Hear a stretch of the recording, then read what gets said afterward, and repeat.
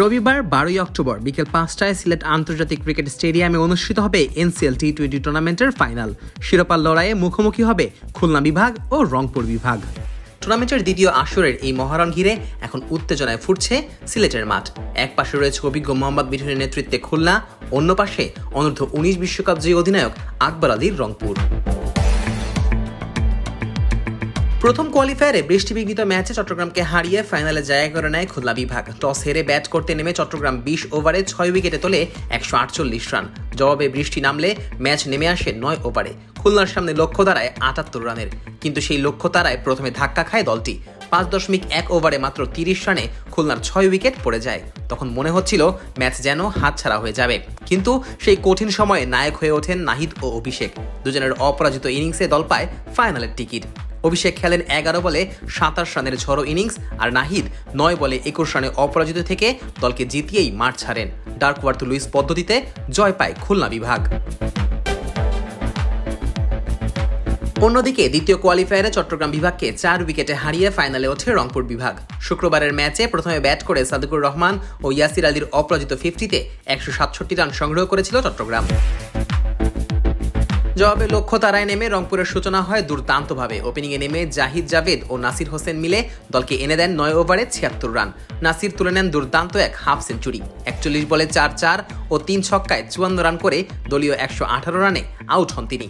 তারপর ইনিংসে গতি আনেন অধিনায়ক আকবর আলী। 21 বলে 3 ছক্কা ও 1 চারের মারে 40 রান করেন এই ব্যাটার। ম্যাচ সেরা নির্বাচিত হন নাসির হোসেন। ওয়ালটন এসি এক্সচেঞ্জ অফারে এখন যে কোনো ব্র্যান্ডের পুরাতন এসি বদলে নতুন ওয়ালটন এসিতে উপভোগ করুন 25% ছাড়। Walton air conditioner, comfort without compromise. ফাইনালের আগের দিন প্রেস কনফারেন্সে রংপুর অধিনায়ক আকবর আলী বলেন, আমার পরিকল্পনা ছিল নাসির ভাই 3 নম্বরে নামবেন, কিন্তু উনি নিজেই বললেন ওপেনিং এর সমস্যা হচ্ছে, আমি ওপেন করব। আমি মনে করি নাসির ভাইয়ের এটা ছিল দুর্দান্ত একটা সিদ্ধান্ত। এই জয়ে টানা দ্বিতীয়বারের মতো এনসিএল টি-20 ফাইনালে উঠেছে রংপুর বিভাগ। গত আসরেও তারা ফাইনালে খেলেছিল আকবর আলীর নেতৃত্বে। 2019 সালের অনূর্ধ্ব 19 এশিয়া কাপে ফাইনালে ভারতকে হারাতে না পারলেও 2020 সালে অনূর্ধ্ব 19 বিশ্বকাপে বাংলাদেশের প্রথম বিশ্ব জয়ের নায়ক ছিলেন এই আকবর। 2024 সালে অস্ট্রেলিয়ায় অনুষ্ঠিত টপ এন্ড সিরিজেও বাংলাদেশ এইচপি দলকে নেতৃত্ব দেন তিনি। এবার এনসিএল ফাইনালে রংপুরের হয়ে শিরোপা জয়ের মিশনে নেতৃত্ব দেবেন এই তরুণ। অন্যদিকে খুলনা বিভাগের নেতৃত্বে আছেন অভিজ্ঞ মোহাম্মদ মিঠুন। তিনি আগেও বেশ কয়েকবার দলকে ফাইনালে তুলেছেন, কিন্তু শিরোপা ছোঁয়া হয়নি তার।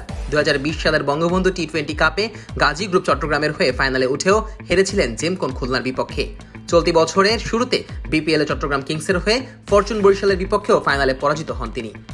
এবার এনসিএল টি-20তে রংপুরকে হারিয়ে সেই হতাশা ঘোচাতে চান মিঠুন। গেল বছর প্রথমবারের মতো অনুষ্ঠিত হয় ন্যাশনাল ক্রিকেট লিগের টি-20 টুর্নামেন্ট, যা দর্শকদের মাঝে ব্যাপক সাড়া ফেলে। সেই সাফল্যের ধারাবাহিকতায় দ্বিতীয় আসর শুরু হয় এবছরের 14 সেপ্টেম্বর। যদিও টানা বৃষ্টির কারণে কিছুদিন খেলা বন্ধ ছিল, এখন পুরো আসর অপেক্ষা করছে রোমাঞ্চকর এক ফাইনালের জন্য। সিলেটের সবুজ গ্যালারি এখন প্রস্তুত উত্তেজনার আরেক গল্প লেখার জন্য। আকবর আলীর রংপুর চায় টানা দ্বিতীয় শিরোপা, আর মিঠুনের খুলনা চায় হারানো গৌরব ফিরে পেতে। Nazmus Sakib, on field.